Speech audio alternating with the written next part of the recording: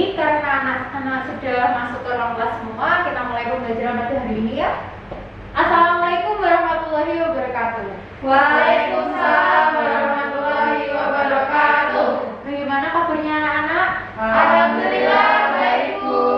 Nah, anak-anak harus tetap semangat ya. Kalian juga harus tetap menjaga kesehatan dan mengikuti protokol kesehatan karena kan sekarang masih pandemi ya. Nah, sebelum kita melakukan pembelajaran, kita berdoa terlebih dahulu untuk ketua kelas. Silakan dipimpin. Baik, Bu. Untuk memulai pelajaran hari ini, marilah kita berdoa untuk agama dan kepercayaan masing-masing. Berdoa mulai. Berdoa selesai. Terima kasih kepada ketua kelas. Apakah kalian semua sudah siap untuk melakukan pembelajaran pada hari ini? Siap, Bu. Nah, kalau tidak semangat ya, lebih semangat kita beriaya dahulu ya. Coba sekarang kalau ibu berkata belajar IPA, kalian menjawabnya belajar cerdas, menyenangkan. Apakah bisa? Bisa, Bu. Ayo kita coba.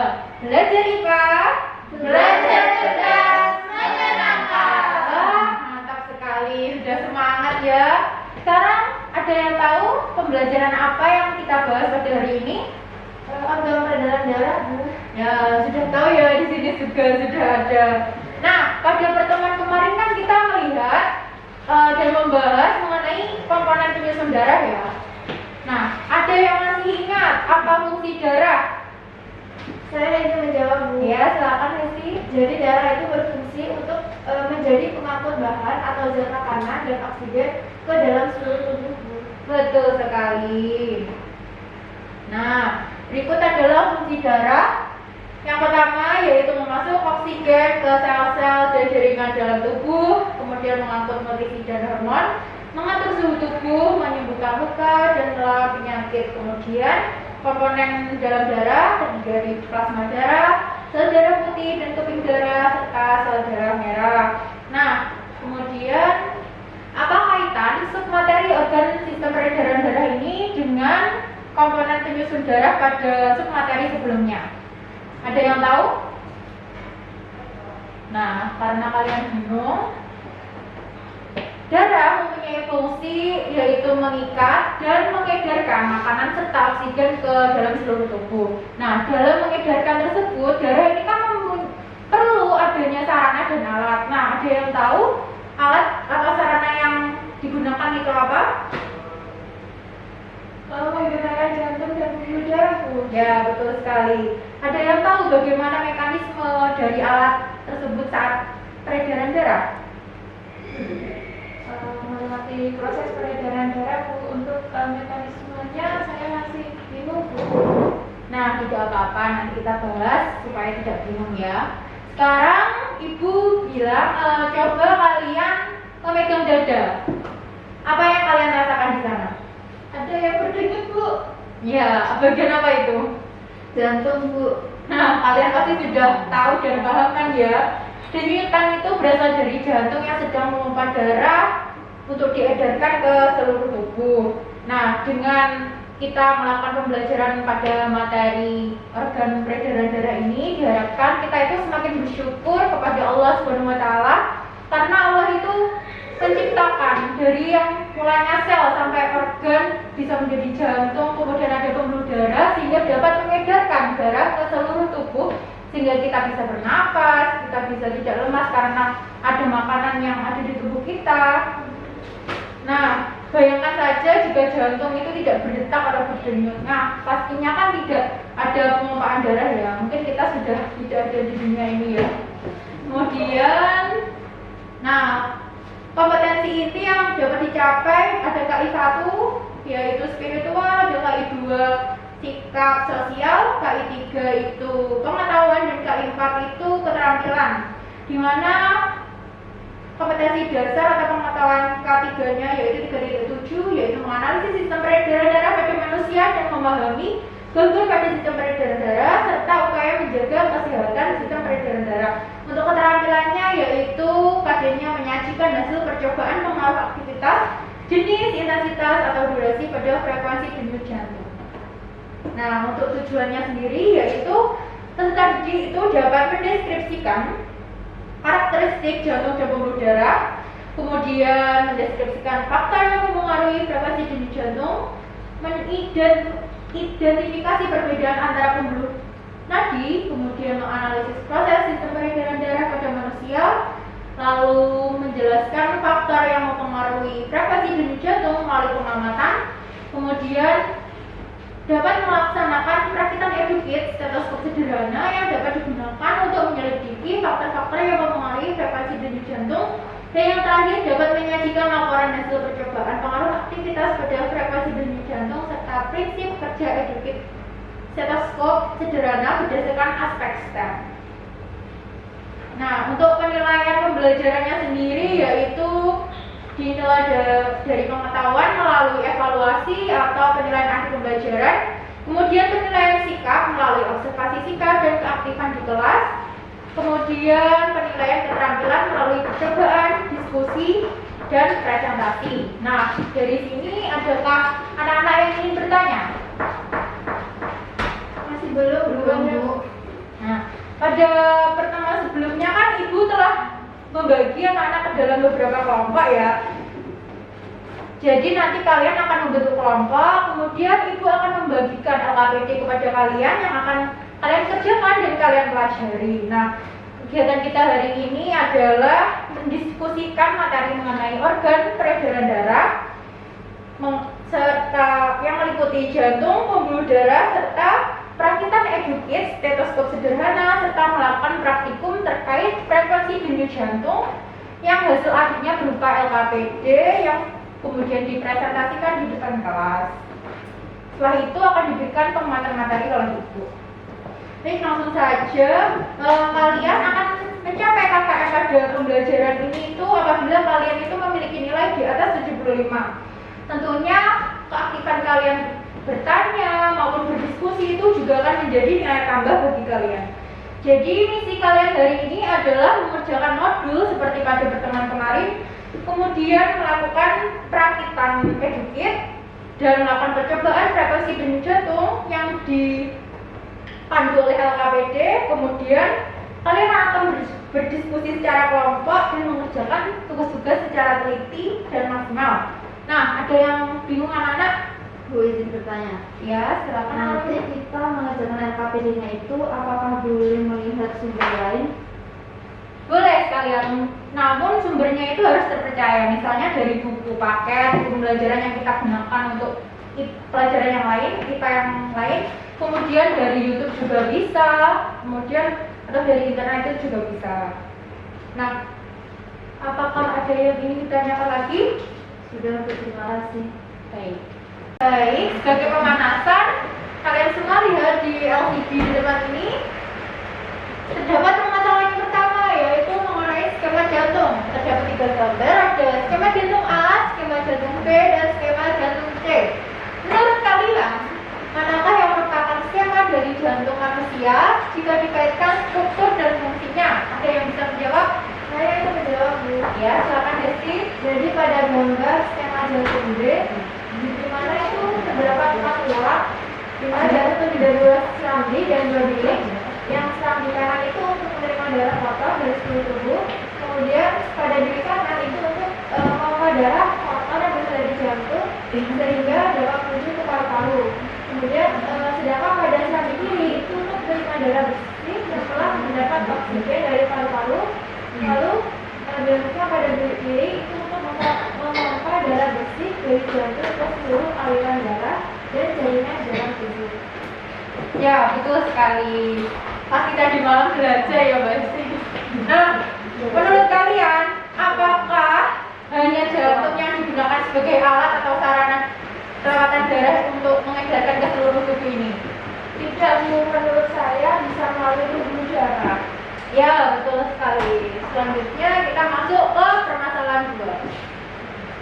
Bisa kalian lihat, bisa kalian baca permasalahan 2. Silakan dibaca.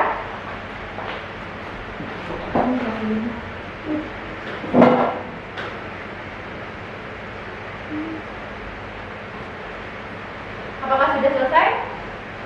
Nah, dari permasalahan ini pada bagian jantung mana yang kira-kira dapat mengalami kerusakan sehingga sehingga tidak dapat menghantarkan oksigen. Sebelum kalian menjawab, kita lihat video YouTube terlebih dahulu mengenai jantung agar menambah pengetahuan kalian.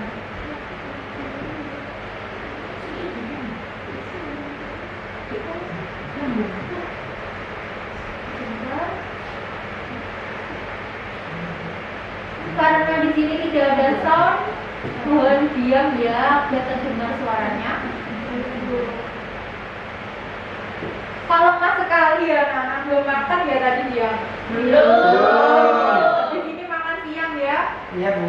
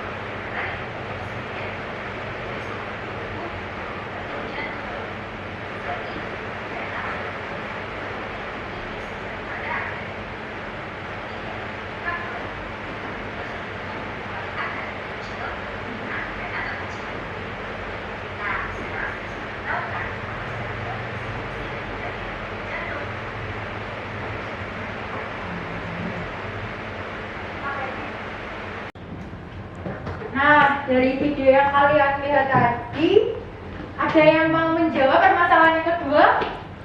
Silakan. Saya Bu, Iya, Fira, menurut silakan. saya bagian jantung yang rusak atau terdapat masalah itu serambi dan bilik kiri. Nah, hal ini karena serambi kiri itu berperan untuk menerima darah bersih yang telah mendapatkan oksigen dari paru-paru, lalu bilik kiri untuk memompa darah bersih dari jantung ke seluruh aliran darah dan jaringan di dalam tubuh. Ada yang ingin menjawab lagi? Saya bisa juga. Iya, silakan Arum. Kalau menurut saya, semua bagian jantung rusak karena semua ruang dalam jantung itu memiliki peran yang sangat berkaitan. Nah, jika salah satu ada masalah, maka bagian yang lain juga akan terdapat masalah. Nah, ya semua jawaban Ibu terima karena kemungkinan jawaban semuanya benar. Tapi kalau berdasarkan struktur dan fungsinya, yang paling benar itu ada di jawaban Mbak Fira tadi. Nah, setelah mengamati video dan pemahaman kalian tadi, adakah yang masih ingin ditanyakan? Saya Bu, izin bertanya. Ya, kita. Apakah jumlah denyut jantung setiap orang itu sama ya Bu? Ada yang ingin menjawab? Saya Bu ingin menjawab. Ya, Steve. Menurut saya tidak. Denyut jantung yang dapat kita rasakan itu dapat berbeda setiap orang. Misalnya antara laki-laki dan perempuan itu mempunyai detak jantung yang tidak sama. Nah, contoh lainnya juga saat kita duduk ataupun saat setelah kita berlari itu maka detak jantung yang dihasilkan juga berbeda. Ya, benar sekali. Nah, benar sekali yang dikatakan Mbak Sid tadi.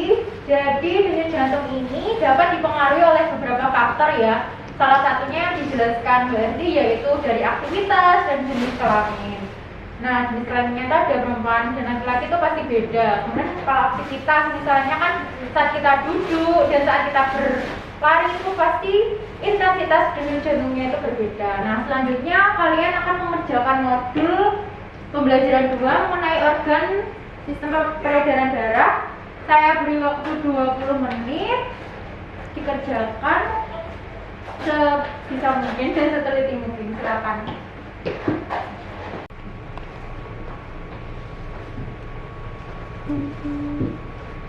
Nah, Ibu berikan LKPD kalian kerjakan. Kemudian kalian akan melakukan percobaan perakitan EduKit Stenacom seperti yang ada di depan kalian. Kemudian nanti kalian mengerjakan LKPD dengan melihat dari berbagai sumber yang terpercaya, bisa dari buku, dari internet. Kemudian hasil akhir dari kegiatan ini berupa laporan LKPD mengenai faktor yang mempengaruhi frekuensi denyut jantung serta prinsip kerja EduKit Stenacom berdasarkan aspek STEM. Nah, dimohon mengerjakannya itu dengan teliti dan maksimal. Jangan lupa berdiskusi karena keaktifan kalian berdiskusi itu akan menjadi nilai tambah bagi kalian. Jangan lupa juga untuk membagi tugas ya supaya nanti cepat selesai.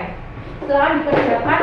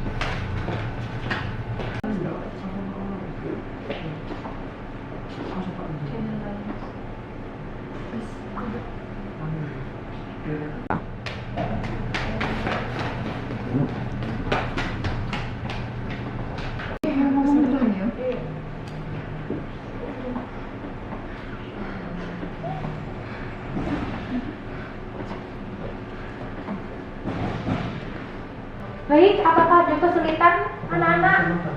Tidak ada. Oh iya. Apakah sudah selesai? Sudah. Oke, selanjutnya akan ada presentasi bagi kelompok yang ingin maju, silakan, tidak ibu paksa.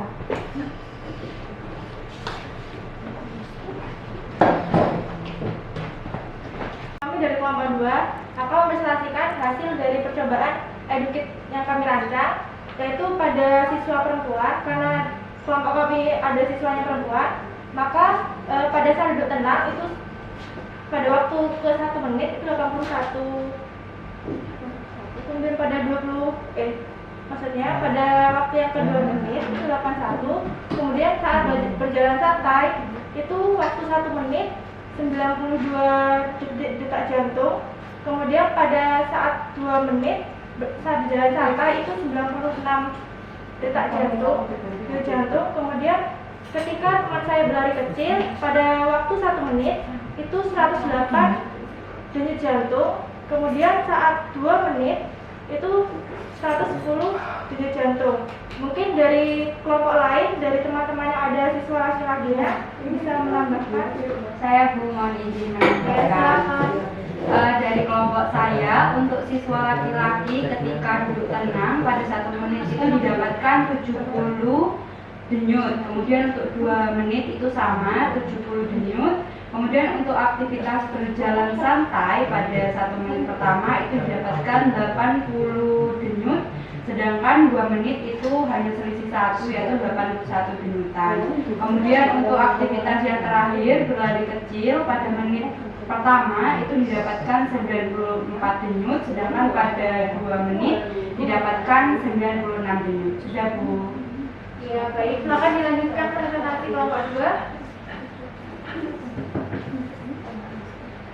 Baik, selanjutnya saya akan menjawab pertanyaan dari RKPD, yaitu yang pertama, mengapa kita dapat menghitung denyut jantung dengan cara menghitung denyut nadi? Apakah frekuensi denyut jantung sama dengan denyut nadi? Kemudian jawabannya, frekuensi denyut nadi itu sama dengan detak jantung karena gerak atau kontraksi jantung itu menyebabkan tekanan darah dan denyut nadi di arteri. Lalu pertanyaan kedua, pada saat duduk tenang, manakah yang lebih tinggi frekuensi denyut jantung laki-laki atau perempuan? Menurut kelompok kami, itu lebih tinggi frekuensi denyut jantung perempuan karena ukuran jantung perempuan itu lebih kecil dibandingkan laki-laki. Menurut buku yang kami baca, itu detak jantung rata-rata laki-laki 70 hingga 72 denyut, sedangkan pada perempuan antara 78 hingga 82 per menit. Lalu pada pertanyaan ketiga, manakah di antara kegiatan berjalan selama 1 menit dan berlari selama 1 menit yang menyebabkan frekuensi denyut jantung paling tinggi? Mengapa demikian? Nah, jadi frekuensi denyut jantung itu yang paling tinggi adalah berlari selama 1 menit. Mengapa? Karena detak jantung berdenyut lebih cepat atau pergerakannya itu lebih menguras energi. Lalu selanjutnya bisa dilanjutkan oleh teman saya. Baik, yang selanjutnya adalah pertanyaan, manakah di antara kegiatan berlari selama 1 menit dan berlari selama 2 menit yang menyebabkan frekuensi denyut jantung paling tinggi? Mengapa demikian? Setelah kami mendiskusikan, jadi jawaban dari kelompok kami yaitu frekuensi denyut jantung yang paling tinggi adalah berlari selama 2 menit karena tubuh bergerak selama 2 menit dan menyebabkan nafas yang terengah yang membuat jantung memompa darah lebih cepat. Selanjutnya akan dijelaskan. Baik, untuk pertanyaan kelima adalah menurutmu apakah jenis kelamin, jenis dan intensitas dalam beraktivitas mempengaruhi frekuensi denyut jantung? Jelaskan. Nah, jadi menurut kelompok kami iya, Hal ini dikarenakan jantung perempuan ukurannya lebih kecil dibandingkan laki-laki. Maka diperlukan detak jantung yang lebih cepat untuk memompa darah dengan jumlah yang sama di dalam tubuh. Kemudian kesimpulannya dari kelompok kami, dari kegiatan yang dilakukan, aspek sainsnya adalah fungsi dari stetoskop tersebut. Kemudian untuk aspek tekniknya adalah pemanfaatan internet untuk mencari sumber-sumber yang dibutuhkan. Lalu untuk aspek engineeringnya adalah pembuatan media percobaan. Kemudian dari aspek matematikanya adalah pada saat mengukur denyut jantung dan waktu yang diperlukan saat mengukur denyut jantung. Kemudian menurut kami kesulitan-kesulitan yang mungkin kami temui dalam kegiatan ini menurut kami adalah dalam menghitung denyut nadi karena harus sesuai dengan waktu yang ditentukan. Mungkin sekian hasil diskusi yang kami kerjakan dari LKPD. Kurang lebihnya mohon maaf.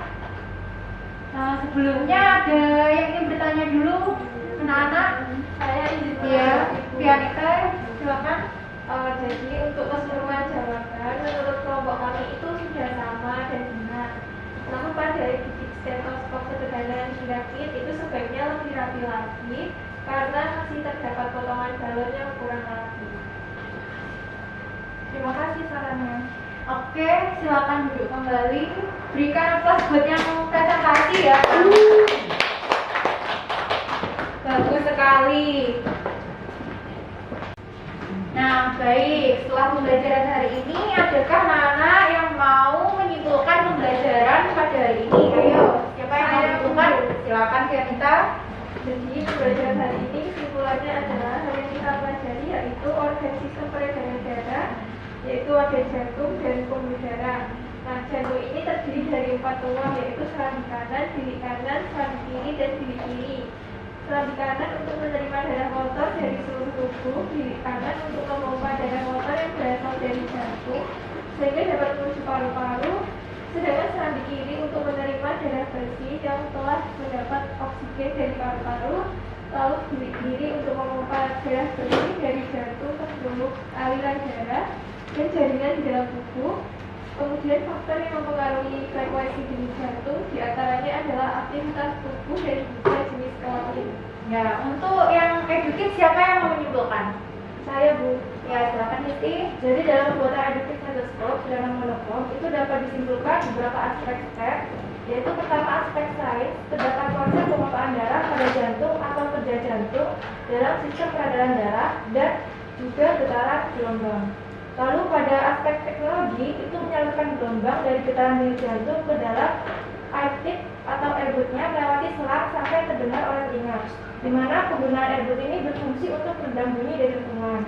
Lalu pada aspek engineering itu perancangan semua komponen sehingga menjadi alat yang dapat digunakan untuk mendengarkan denyut jantung. Lalu pada aspek matematik itu pengukuran panjang selang yang digunakan untuk membuat alat stetoskop serta perhitungan dari denyut jantung setiap menit menggunakan stopwatch digital. Baik, di sini Ibu akan memberikan sedikit penguatan ya dari hal yang kita pelajari pada hari ini. Yaitu kita pada hari ini membahas mengenai organ sistem peredaran darah, di mana yang pertama organ tersebut yaitu jantung. Jantung terdiri dari serambi kanan, bilik kanan, serambi kiri, dan bilik kiri. Kemudian untuk pembuluh darah terdiri dari vena yang membawa darah kayak karbon dioksida dari tubuh ke jantung. Kemudian ada arteri yang membawa darah kayak oksigen ke seluruh tubuh. Kemudian peredaran darah sendiri terdapat dua ya. Ini peredaran darah kecil dan peredaran darah besar. Peredaran darah kecil sendiri mulai dari jantung, bilik kanan menuju paru-paru, kemudian kembali lagi ke jantung atau serambi kiri. Kemudian peredaran darah besar mulai dari jantung, dari bilik kiri menuju ke seluruh tubuh. Kemudian kembali lagi ke jantung yaitu serambi kanan. Nah, tadi kan terdapat faktor yang mempengaruhi denyut jantung pada percobaan yang kalian lakukan kan.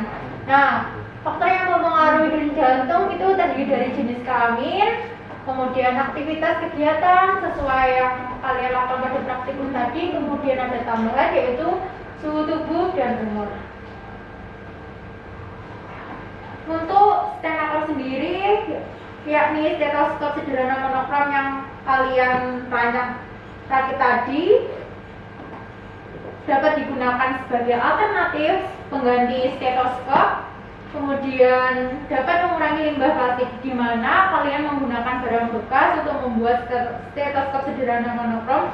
Jadi secara tidak langsung kalian itu dapat mengurangi limbah plastik sehingga kalian dapat mendukung 3R. Nah, pada pembelajaran hari ini adakah yang masih ditanyakan anak-anak atau masih bingung? Sudah cukup, Bu.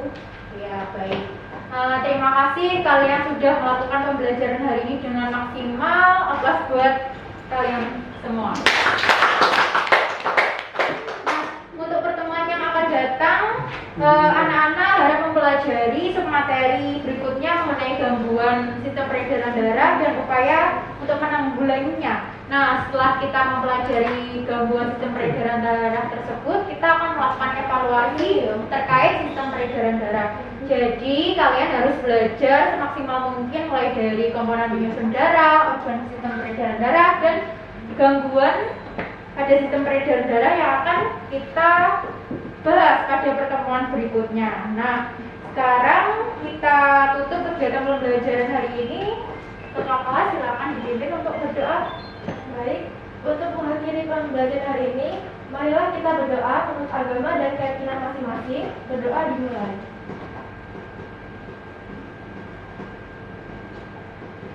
Berdoa selesai. Nah, baik, terima kasih anak-anakku semuanya. Semoga kalian selalu sehat. Ibu minta maaf kalau ada kekurangan dalam menyampaikan penjelasan. Ibu akhiri, hati-hati di jalan saat pulang. Wassalamualaikum warahmatullahi wabarakatuh.